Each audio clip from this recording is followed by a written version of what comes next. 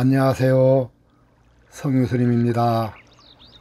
오늘은 복을 지어야 하는 이유, 돈 없이도 복을 짓는 방법에 대해 말씀드리겠습니다.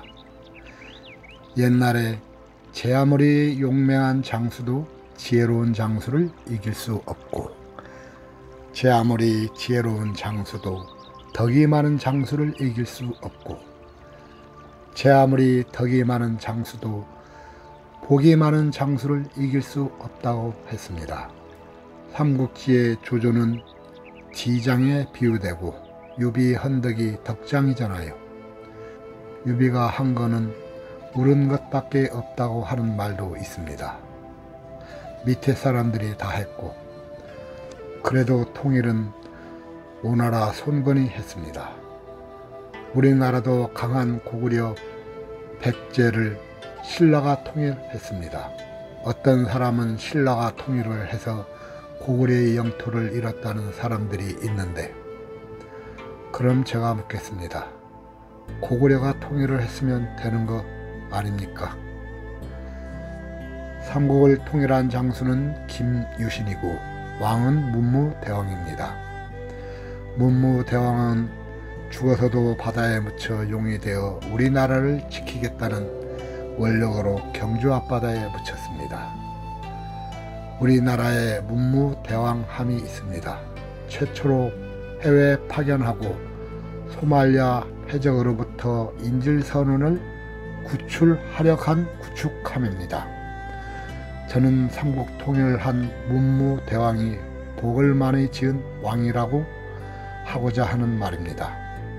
우리나라 현대그룹의 고 정주영 회장님도 전생에 복을 많이 쌓은 분입니다. 초등학교 졸업에 소 한 마리 파는 돈을 가지고 몰래 집을 나와 현대그룹을 만드신 분이잖아요. 똑똑한 거와 자본으로 본다면 세계의 명문대, 서울대, 하버드대, 옥스퍼드대생들이 소 1000마리 돈을 주고 현대그룹 같은 회사를 만들라고 하면 만들 수 있을까요? 아마 그때와 지금은 사정이 다르다고 말할 것입니다. 부처님께서 마지막으로 하신 말씀 중 하나가 세상은 변한다, 열심히 공부하라 였습니다. 과거도 변하고 현재도 변하고 미래도 변합니다. 그리고 각자의 생각이 다르지만 저는 고 박정희 대통령도 전생에 복을 많이 쌓은 분이거나 국민이 복을 많이 쌓은 것일 것입니다. 우리나라 사람의 성격과 생활 방식이 박정희 대통령 전과 후를 비교해 보면 알 수 있을 것입니다. 제가 아프리카 탄자니아 봉사할 때 그 사람들의 생활 방식과 생각이 우리나라 40년 전과 똑같습니다. 요즘 사람들은 몰라요. 눈에 보이는 것만 보고 자기가 생각하고 싶은 것만 생각하거든요. 저는 용주사에서 청소년 법회를 6년 했는데 요즘 애들은 달라요. 한 집에 한 명이나 2명만 낳아 키워서 그런지 다들 이기적입니다. 안 그런 학생도 있습니다. 부모도 똑같아요. 그냥 제 자식이 하는 것이 다 이뻐 보이고 대견해 보이는가 봐요. 우리는 업보라는 말을 자주 합니다. 업에는 선업과 악업이 있고 중업이라고 선하지도 않고 악하지도 않은 업을 저는 중업이라고 말하겠습니다. 중업을 지은 사람들은 평범하게 살고 선업을 지은 사람은 복을 많이 쌓은 사람입니다. 이런 사람들이 정치를 하고 사업을 하고 장사를 해야 됩니다. 중업을 지은 사람들은 어떻게 살아야 될까요? 선업을 지은 사람의 의지에서 살아야 합니다. 즉 직장생활을 하는 말입니다. 악업을 지은 사람들은 평생 교도소를 들락날락하면서 살고 있습니다. 선업을 많이 쌓은 사람은 극락세계에 태어난다 합니다. 거기서 행복하게 살다 지은 복이 다 되면 다시 인간세계에 태어난다 합니다.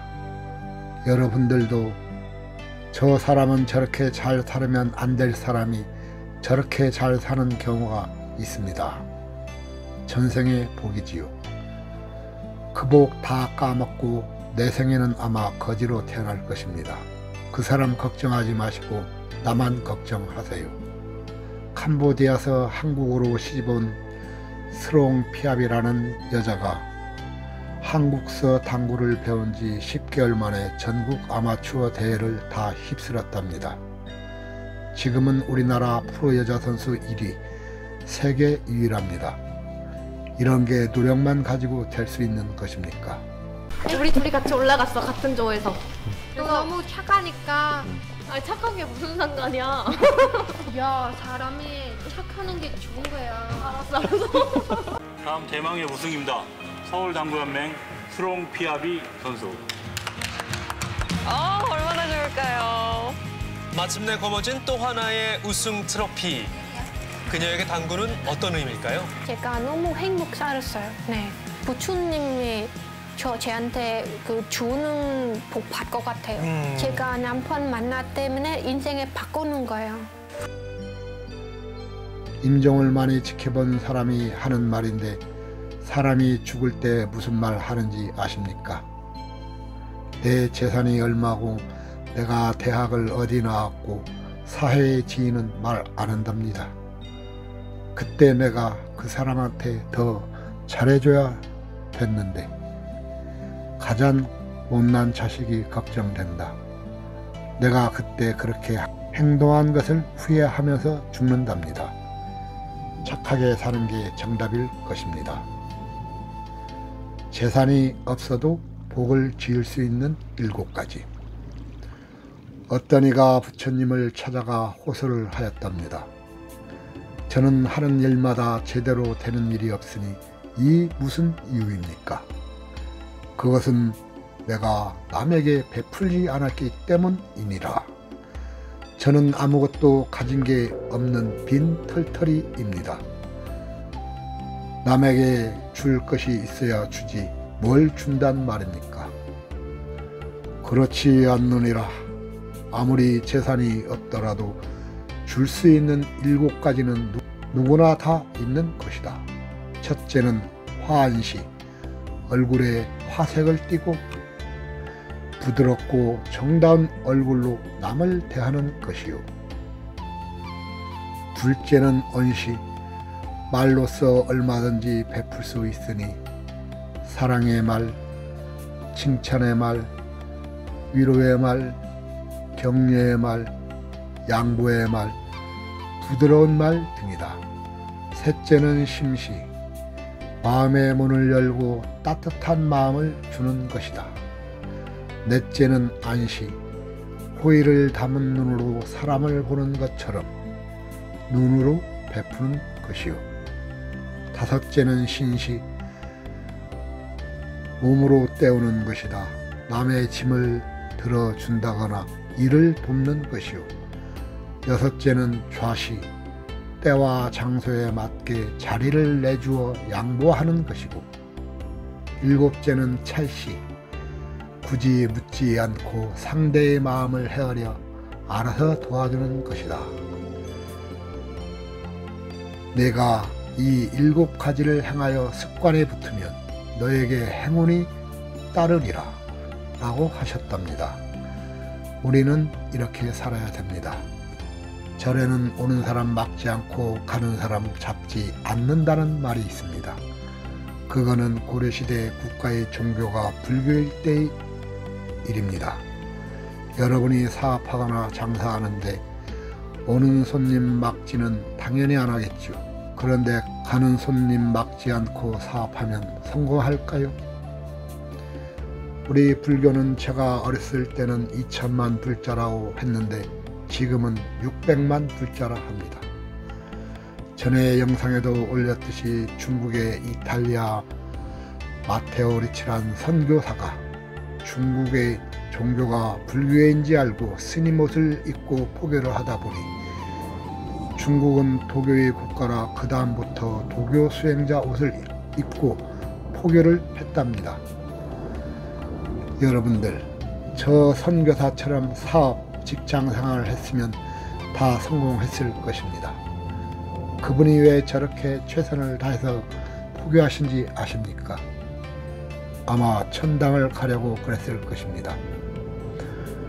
우리 불교 스님이나 포교사들 저렇게 하신 분들 있습니까? 부처님의 말씀에 무소의 뿔처럼 가란 말 아시죠? 우리 누가 무소의 뿔처럼 가는 스님과 신도가 있습니까? 안 돼도 전생에 엿보여, 잘 돼도 전생에 엿보여. 이게 부처님의 연기법입니까? 저는 안 되면 되게 하고 잘 되면 더 노력하여 이웃을 도와주어 복을 짓는 것이 부처님의 연기법 아닐까요? 여러분들이 복을 짓는 이유와 돈 없이도 복을 짓는 법을 실천하면 전 큰 복을 받을 것이고, 여러분이 이웃에 알려줘서 그 사람들이 복을 지어 생활이 바뀐다면 여러분도 큰 복을 받을 것입니다. 금생에 이만큼이라도 살은 행복을 다음 생에도 이어가고 싶으시면 복을 많이 지으세요. 세상에는 공짜가 없습니다. 공짜 좋아하시는 분 복 다 까먹어서 나중에 하는 일마다 안 됩니다. 기업이나 유명 스타들이 그 복을 까먹지 않기 위해서 남을 도와주면 계속 잘 되는 것과 같습니다. 더불어 함께 행복해지는 세상이 아름다운 것입니다. 다음 주는 절에서 제사를 지낼 때 영가를 초청하는 영가청을 알아보겠습니다. 다음 주에 뵙겠습니다. 안녕히 계세요.